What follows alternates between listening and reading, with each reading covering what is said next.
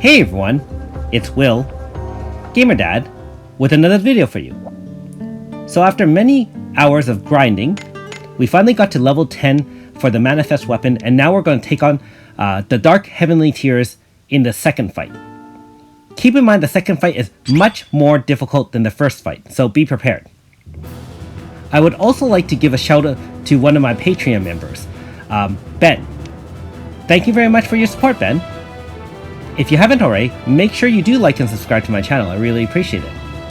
Also, I do have a Patreon account, as mentioned, if you'd like to support me this way. With no further ado, here's the battle. So, the first turn, we're going to be setting up a lot of buffs on our own team. And you're not in any danger of much damage here. Now, the far left Suzette is the one that's very dangerous with the demonic thrust, and that does a significant amount of AoE physical damage. Note that I am using Annabelle to use Guardian Soul in order to mitigate damage by increasing both HP max by 500 as well as increase physical defense by 35.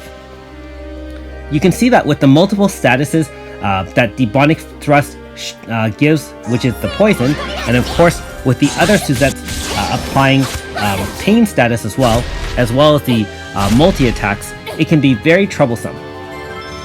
That being said, on turn 3 and 4 you can recover.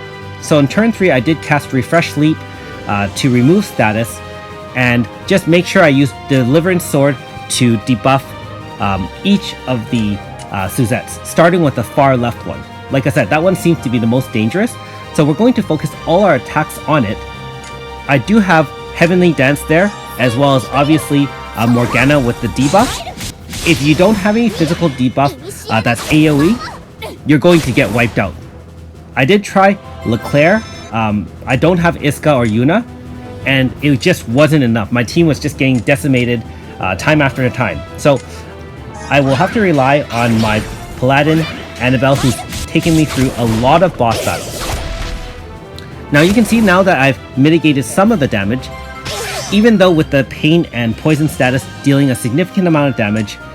Again, with Refresh Sleep, we can remove those statuses and keep the debuffs on the enemies, as well as making sure that Guardian Soul doesn't fade from our team as well.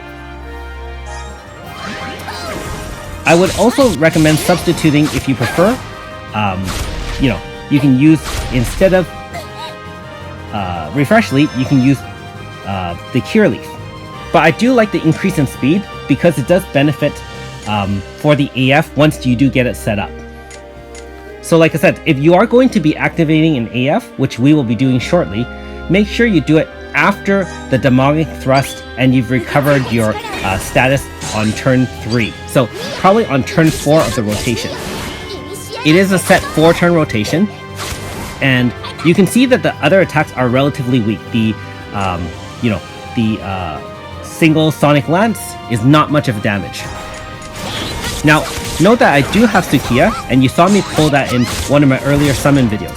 We are using Howling Surge to debuff the enemy's physical resistance by 50%. And you can see with even just adding Sukiya to my team, with one AF, I'm able to easily destroy 2 out of 3 of the Suzettes. And now this is just one left. And being that she's now by herself, the amount of damage she can create, either by her AoE or by status, will be much less. In which case, we can take our time and end the battle, just with regular attacks here. So you can see, even though I just brought it in, and Morgana doesn't really have much shielding, even with a single debuff from Morgana, you can see that the damage was only in the 500 mark.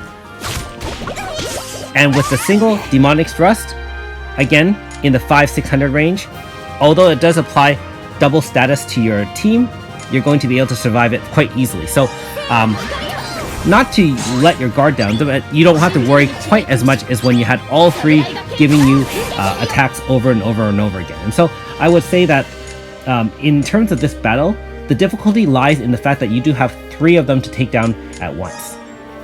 Now, there are other videos on YouTube out there that can end it in, just a number of turns. So if you do have a fully stacked roster, of course you can use a different strategy than myself. But that being said, if you do have Annabelle, I will say that Annabelle is very useful for this fight, and by using Deliverance Sword, you can definitely have a lot of the attacks focused on Annabelle, while the rest of your team focuses on healing and building up the AF bar.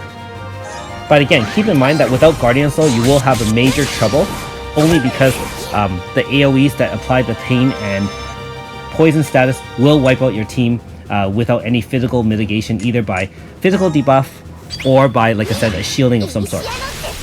Aurora Force does help with some of the wind attacks, but the most powerful of the attacks, which is the Demonic Thrust, is non-elemental, is physical only. So, anyways, you can see, finally beat Dark Heavenly Tears, and now we're going to unlock its special ability. And I'll make sure to do a 5-star review of Suzette, as well as with her personal weapon, in the coming days. Hopefully you have some luck in beating this tough boss and getting her personal weapon for yourself. Anyways, thanks for watching. We'll see you next time.